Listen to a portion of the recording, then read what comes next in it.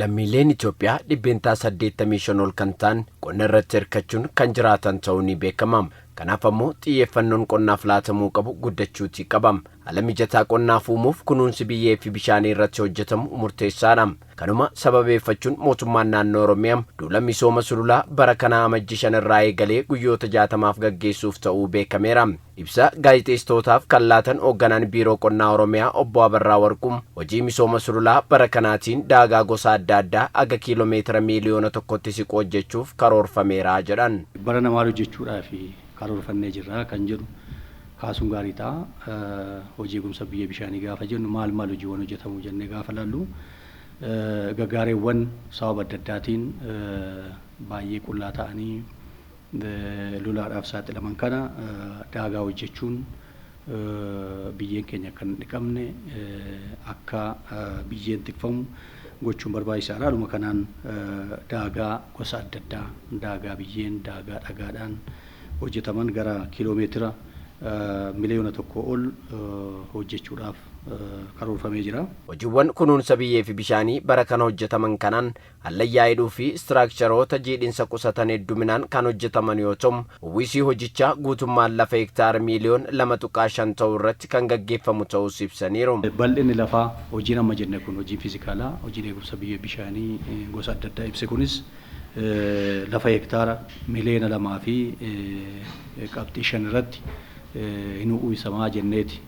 bal'ina lafaas adda baasnee karoorsinee jirra. Duula guyyoota 60 gaggeeffaman kana keessatti irra jireessaan qonnaan bultootaa fi horsiisee bultoota kan hirmaachisu ta'uu kan kaasan obbo Abarraan ogeessonni hirmaatan adda baafamuun leenjiin laatamee xumuramuus simaniiru. Hojii kana raawwachuudhaaf sulula adda baasuun bal'ina lafaa irratti hojjetamu adda baasuu fi uummata qopheessuun akkuma jirutti ta'ee humna raawwachiisummaa ogeessotaa dabaluufis hojii bal'aan hojjetameera jechuudha. Qophiin gama kanaan baay'ee barbaachisaadha waan ta'eef leenjistootaa ogeessota aanaa godinaa fi magaalota 19 sadarkaa naannootti waamaman jechuudha.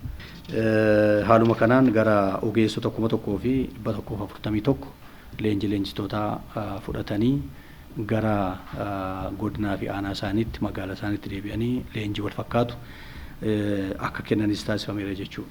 Hawaasi godinaalee Oromiyaa aga gandaatti jiran duulli hirmaachisu kun qophii barbaachisuuf namooti miliyoona 200 ol ta'an yeroo adda addaatti hojii kana irratti kan bobba'an ta'us ibsameera. Hojiin kun guyyaa 60 hojjetama jennee jirra. Guyyaa tokkoof namni hirmaatu ammamii kan jiru namni hojii kanaaf hojjechuu danda'u fiit ta'ee hin jira. Isa kana guyyaa guyyaadhaan gaafa walitti finnu gara miliyoona 200 fi 300 fi 700 fi 22 fi 315 hirmaataa jechuudha. Kana gaafa kaasnu uummanni kun jiraa'ee kan jiruun kaasuu dandeenya. Populationii biyya keenyaan beekama. Baay'inni namaa kun repetitionii waan qabuuf guyyaa kana namni guyyaa guyyaadhaan hirmaatu sun baay'atee jechuudha. Humna kana kan kennu hojii kana hojjechuudhaaf person per day jedhamutu jira. Hojii akkasii kan hojjetu isaan kanatu asirratti hirmaata jechuudha. Bakkeewwan bara darban hojii sululaan hojjetaman yeroo ammaa magariisa uffachuun haala gaarii irratti kan argaman yoo ta'u, lafee dugdaa biyyittii kan ta'e callaa fi calloomina qonnaa dabaluufis gaheen isaa guddaa ta'uu ibsameera.